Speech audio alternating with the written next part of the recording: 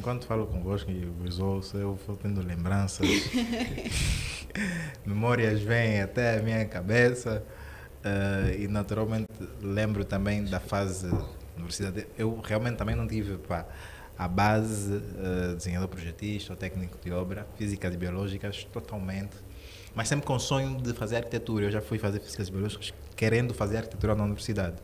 Foi mesmo só por uma questão de, na altura, falta de condições para poder fazer o médio técnico em desenhador projetista ou construção civil. Mas quando eu entro para a universidade, eu penso que o choque veio logo no primeiro ano. Porque é aquela cena de... Eu queria tanto fazer aquilo, que como nunca tive nada disso, quando cheguei lá eu queria aproveitar o máximo dos professores, queria extrair o máximo do conhecimento dos professores. E eu fui como uma esponja e toda a minha licenciatura foi feita dessa forma, entendendo que eu não sei nada e que naturalmente estou aqui para aprender tudo e mais alguma coisa que for entregue, né, através dos professores, e aquilo que também vai ser a busca pela investigação individual. Então, logo no primeiro ano também tive professores que já desafiavam, já questionavam, já nos faziam refletir sobre muitas coisas, e naquele momento eu realmente percebi, não, esse é o mundo que eu quero estar, é isso que eu quero fazer, eu quero ser arquiteto, afinal de contas o meu sonho não está a ser feito em vão, então eu vou mergulhar aqui ao máximo. Agora, a parte dura da arquitetura realmente eu tive no terceiro ano, aquela parte da dificuldade de você entender que, meu Deus, já não existe mais vida. Para além disso, foi no terceiro ano. Foi no terceiro ano porque naquele momento, quando começou a se fazer... Porque é no terceiro ano que você começa a ter contato com mais profundidade em relação ao desenvolvimento de projetos. E também porque tivemos na altura alguns professores que desafiaram um pouquinho mais dos estudantes e nesse momento era... não tinha mais vida. Era ficar uma semana na universidade sem voltar em casa, atenção. Você passar noites a desenhar, desenvolver o projeto. Então, foi aquele momento que eu senti que não, isso aqui é muito duro. É mais duro do que eu imaginava, é muito mais difícil do que eu imaginava.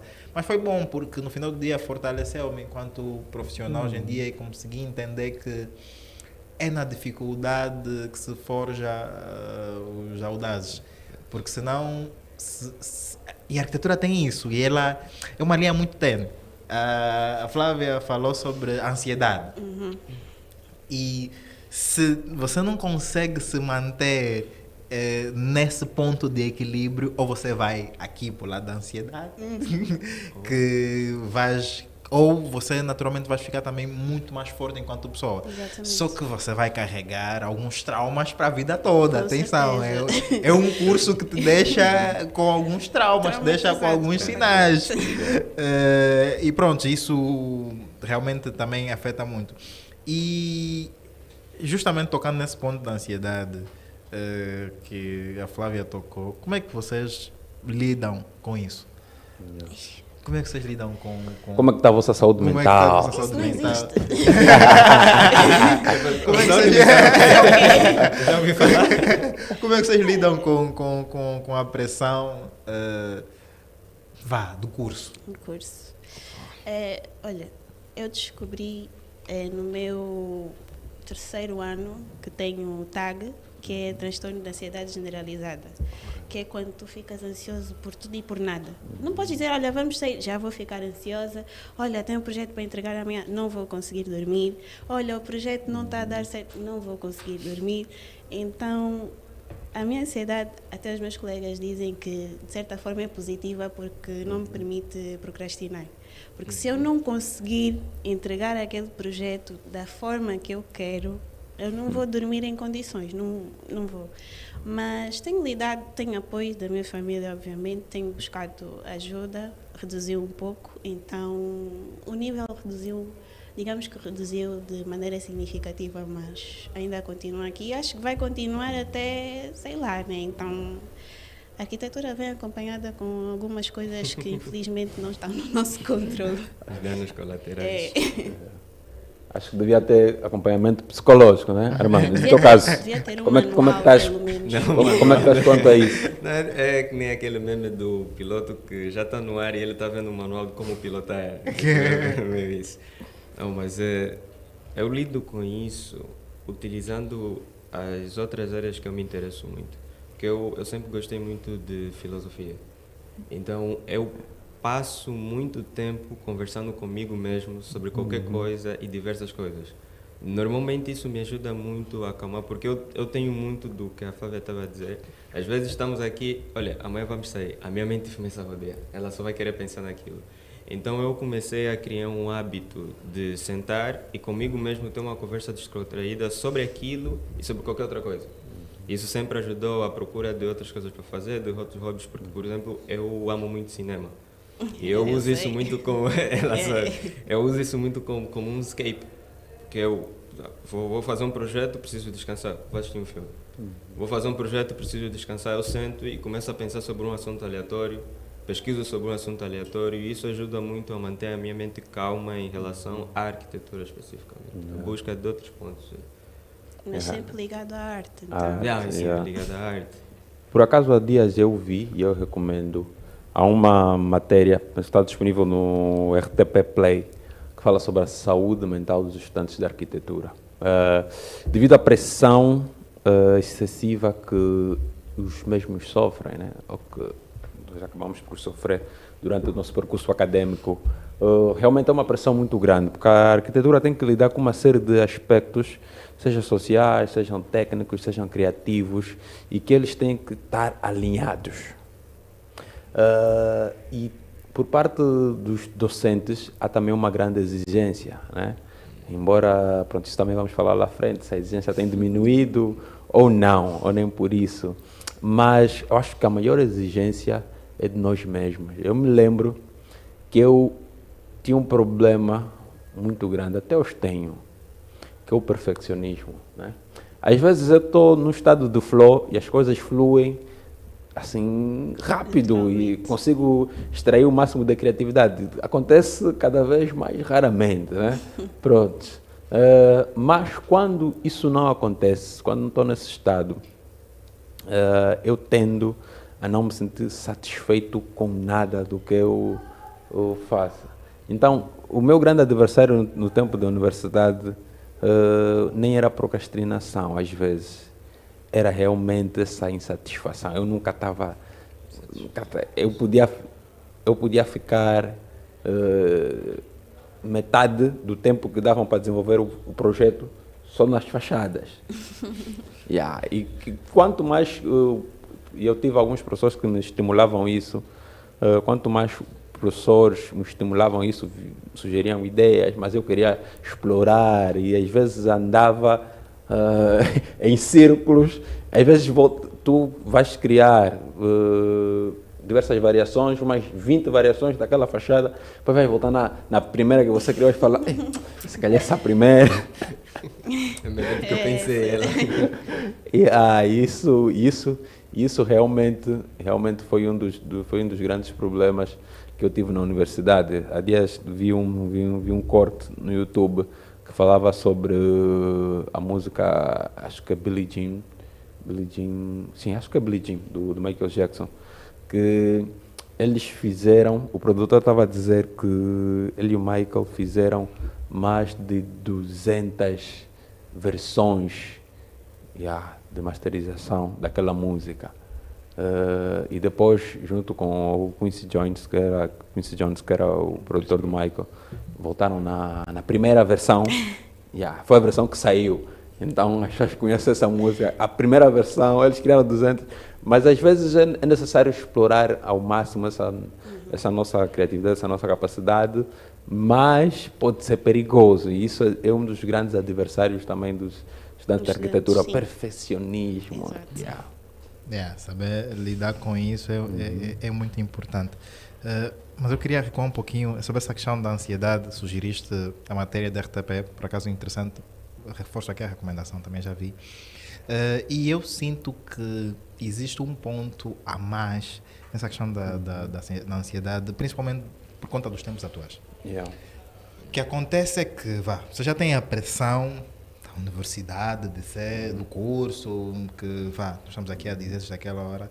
Para além do mais, só tem as redes sociais que também acabam trazendo uma pressão social a mais. Exatamente.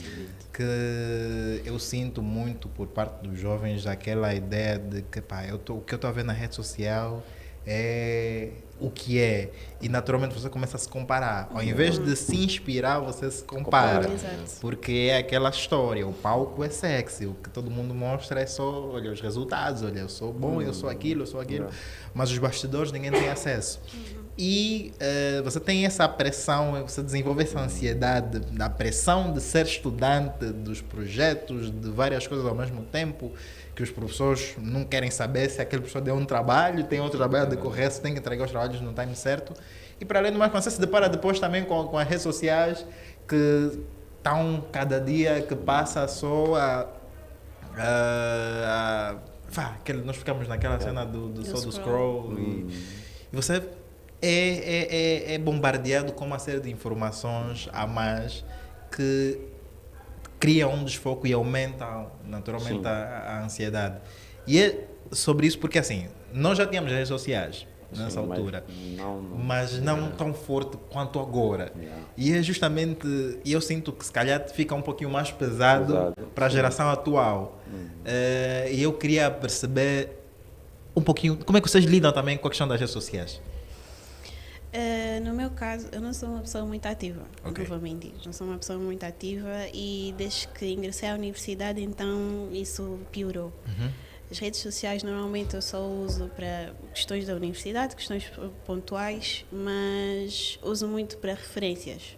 Sempre que eu entro no LinkedIn, Instagram, a primeira coisa que aparece, um post de alguma coisa relacionada ao urbanismo ou arquitetura. Então, busco tirar proveito daquilo e não me prejudicar, porque lá está a questão da ansiedade. Se eu me comparar, a questão vai piorar muito mais e vai escalar o nível que se calhar eu já não vou ter controle. Então, buscar tirar proveito daquilo que está em alta, né, que muitos jovens utilizam, buscar proveito disso e complementar, não completar, o que é muito diferente. Complementar de alguma forma no desenvolvimento dos projetos. Boa.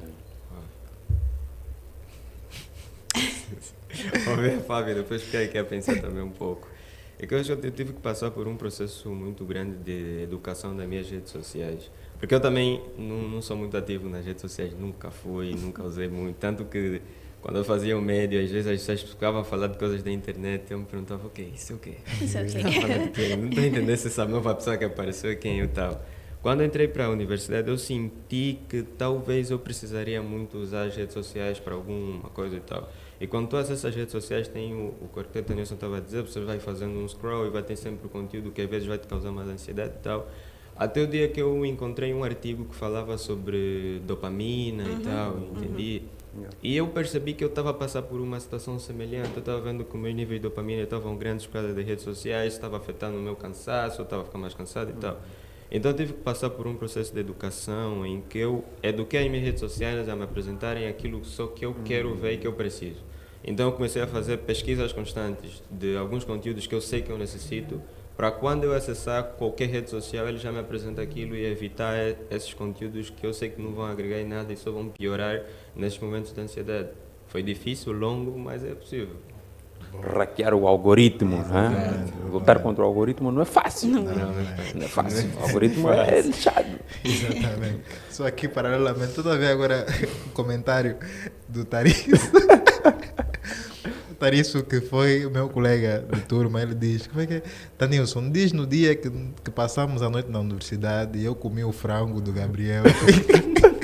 E o silêncio usou lençol de proteção física para dormir. Noites dormidas na universidade, noites passadas na universidade. Atenção, o lençol era uma folha A0.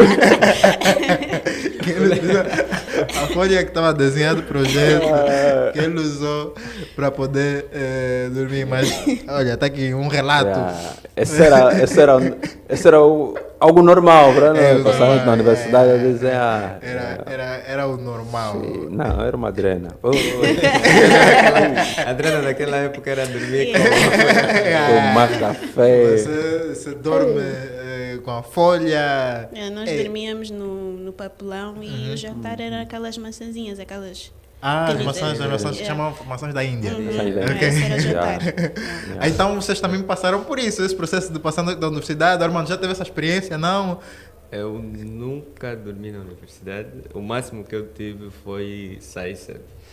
Sim, eu acho que eu sofri muito em casa e sozinho. Tanto que eu comecei a ver isso, acho que foi agora nesse ano. Que uma colega falou: trabalhei em grupo com o Armando, é fixe, é tudo, mas ele trabalha melhor sozinho. Falei, como assim? Aí eu fiz uma recapitulação, eu percebi que em todos os momentos que os meus colegas dormiam na universidade, eu estava em casa a fazer o mesmo projeto, mas sozinho. E então, infelizmente, às vezes me sinto mal, eu não tenho essa experiência de ter dormido tarde. Eu já saí tarde e cheguei muito cedo, mas dormi nunca. Que também não é dormir, é passar a noite. É diferente. Está sempre aí a desenhar. Não é dormir, é passar a noite. Esse momento que você tira um cochilo rápido. 5 minutos. 5 minutos só para depois levantar novamente. Uma vez eu cheguei bem cedo na universidade, era dia de entrega. Acho que eu cheguei 5 ou 6 horas.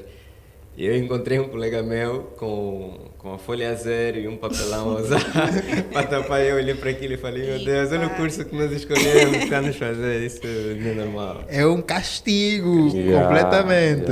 Realmente. Dia seguinte, assim, quer dizer, você vai devastado para entregar o projeto. Aquele já não és bendito tu, é só o teu Deus. corpo que está ali. Não, aquele Já programa. é no estilo Walking Dead. É o zombie. Exatamente. E sobre isso, vocês acham que... Nós estamos aqui a conversar, estamos a rir muito dessa questão de passar a noite, por aí fora. Eu quero perceber a vossa visão sincera. Vocês acham que existe uma romantização desse sofrimento que é passado na universidade enquanto estudantes? Vocês acham que se romantiza isso ou vocês acham que deveria olhar-se para isso com uma outra seriedade, que se calhar não era preciso tanto para poder ser tanto? O que é que vocês acham? Se calhar tem outros efeitos. Exatamente. Né? Qual é a vossa visão sincera sobre isso? Não, primeiro. Eu digo que sim, existe uma romantização e eu vejo em duas vertentes. Aquela vista de fora, de quem não faz arquitetura, e aquela que está no ramo da arquitetura. De fora nós temos aquela questão, é só a parte criativa, é só desenhar, essa romantização toda que acham que é tudo bonito, mas na verdade não. E dentro nós temos as pessoas que normalizam o fato de passar a noite em branco, passar a noite a fazer projetos, a rotina cansativa. As pessoas ainda pensam que a arquitetura deve ser desse jeito, não saudável, de forma não saudável. E isso acaba por ser perigoso, tanto para a questão da saúde mental e física. Muita gente hoje tem consequências do processo de formação. E acaba por transformar o sofrimento numa cultura académica, o que é extremamente errado. Nós temos professores a dizer: não, vocês estão muito moles, estão a dormir bem, estão a engordar, estão bem vestidos. No meu tempo era dormir aqui, ninguém dormia em casa, fazer o projeto aqui na universidade. Isso não é normal. O normal é dormir bem, ser saudável, comer em condições, mas ainda há gente que infelizmente normaliza essas questões. Uau. Realmente, eu também acredito que é uma romantização muito, mas muito grande da arquitetura, porque as pessoas falam muito. A Flávia até tocou um ponto interessante, que é a perspectiva de quem está fora. Eles vão sempre ver o que ele está a dormir tarde, mas apesar de que há pessoas que nem entendem isso, mas ainda dentro da nossa própria área também é uma romantização que eu acredito que não é saudável mesmo.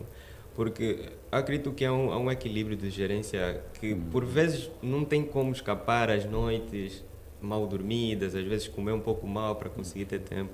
Mas nós romantizamos muito o sofrimento em arquitetura, que ele já existe. E nós ainda ajudamos a romantizar ainda mais isso. Ele existe, sim, isso é verdade. Mas nós romantizamos, na minha opinião, às vezes excessivamente o sofrimento de um estudante de arquitetura ou de um arquiteto em si. Not really.